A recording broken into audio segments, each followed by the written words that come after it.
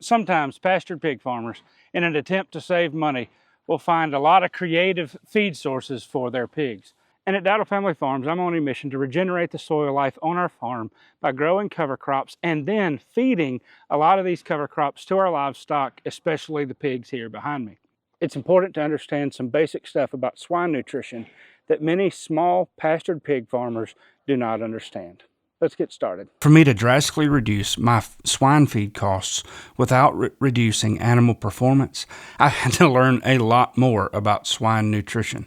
I'm still in the learning stages of this, but I suspect that there are a lot of pig farmers like me when I got started. They got pigs and purchased a bag of pig feed and then thought that the pigs were going to eat a lot of grass. And while pigs eat a lot of grass, they don't always perform well on them. Then they realized how much pigs eat and they started finding cheaper feed sources. And so this better understanding of swine nutrition can help in a couple basic ways.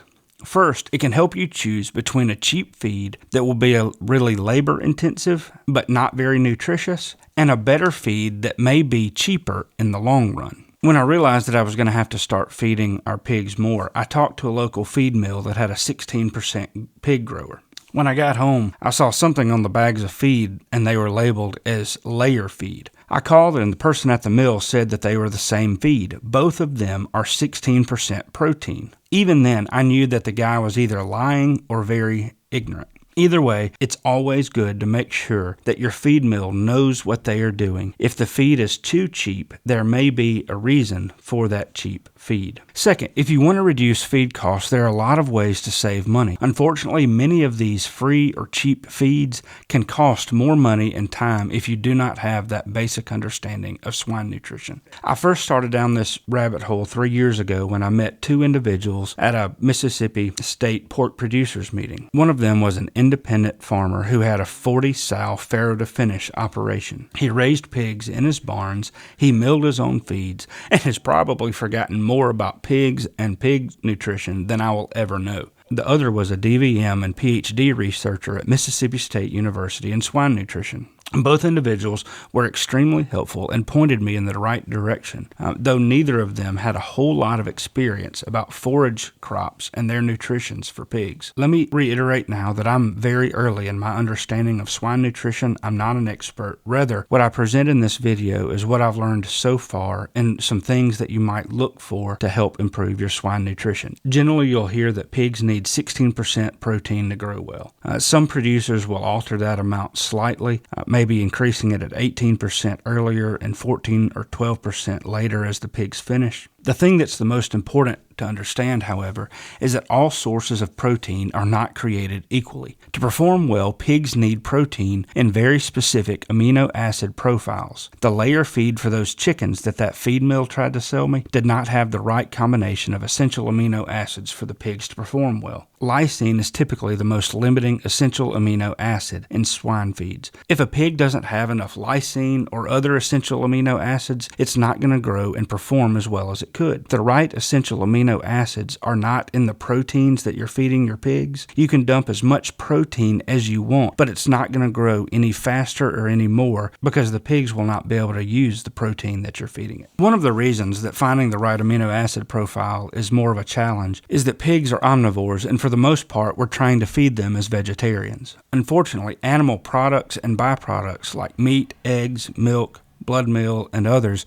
are the best sources of lysine. However, federal regulations drastically limit feeding animal byproducts to pigs, both for public health reasons and for swine herd health. There are permits that you can get to feed your pigs some of these products, but for most smaller producers like me, it's not worth the trouble. And again, let me just clarify, I do not recommend feeding meat to your pigs unless you have the permits to do it. And of course, there are some commercially approved products like blood meal, fish meal, but they're usually quite expensive and typically only used for nursery-aged pigs under 40 pounds or so. There are sources of essential amino acids for small-scale producers. Soybeans in grain form, not the plant leaves themselves, contain anti-nutrition factors that can reduce animal performance. Therefore, they are heated or roasted to break down these anti-nutrients. In my area, soybean meal is usually added to corn to give them the protein and the essential amino acids. Soybean meal is a byproduct of extracting the oil out of the soybean. Soybean meal, when added to grains, usually has a relatively good balance of those essential amino acids that pigs require. Most other vegetarian protein sources do not have quite the amino acid profile like lysine that pigs need to perform well, and so they're often supplemented with other forms of amino acids.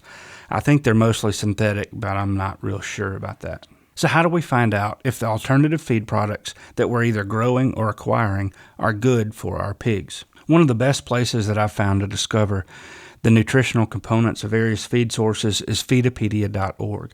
It's a nonprofit website that compiles information from different published papers, peer-reviewed trials, and many others. There are a lot of different feeds that don't have the essential amino acid profiles listed, but at least it's a decent starting place that'll get you moving forward.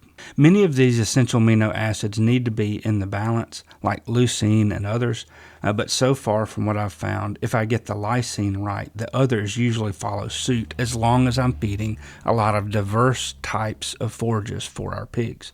This is why I spend so much time growing diverse cover crops for our pigs, because of the different essential amino acids in the various crops. The pigs can choose what they want to eat. It might be helpful to understand how different essential amino acids are measured. This part gets incredibly boring, but stick with me and I think it'll help you out. If you're not used to looking for the nutrition of most livestock feeds, they're usually measured in dry matter, or capital D, capital M. Let's take a look at white clover, for example. If you go to the Feedopedia.org page and type in white clover and then go to the nutrition tables, you'll notice that the average percent of dry matter in white clover is 16.8%. What that means is if you feed 100 pounds of white clover, that's 16.8 pounds of dry feed. Next, you'll notice that the CP, or crude protein, is measured at 24.9% of that dry matter. So that's a little over 4 pounds of that dry matter is actually protein. Then you'll notice that the essential amino acids, like lysine, are measured as a percentage of the protein. So now you're wondering, how much lysine do pigs need? And this is where I'm stepping into territory that I really don't feel comfortable discussing, other than to say that if you have about a 4.6 to 4.7 lysine as a percentage of your crude protein, and your crude protein is 16%, I think you're pretty close to where you need to be. If you look at buckwheat, you'll notice that it's only 14% crude protein, about 5.6% lysine, and pigs perform really well on buckwheat. In fact, in my cover crop mixes, that's what they graze first in a mix of cowpeas and other cover crops. You can be intentional about growing or acquiring alternative feeds that have a higher percentage of lysine and other essential amino acids for your pigs. If you start off with an understanding of lysine because it's the most limiting essential amino acid in most swine feeds, you'll be started on the right path to getting higher quality pig feeds than if you just feed a random crude protein. And of course, there are a lot of other essential amino acids that pigs need in varying levels. But this is at least a good starting point. What I've found is if I'm growing higher crude protein feeds, and if I'm intentional about making sure that those high protein feeds have higher levels of lysine, I'm finding that pigs will generally perform quite well, and then I move them. I don't expect the pigs to eat everything in the paddock because they eat the stuff that's the most nutritious for them first, and then they leave the other products out last. That's why I try to include such a diverse types of feeds for the pigs. If you're interested in seeing videos of our pigs grazing on different cover crops, check out this video here about the pigs grazing buckwheat. Take care and have a good day.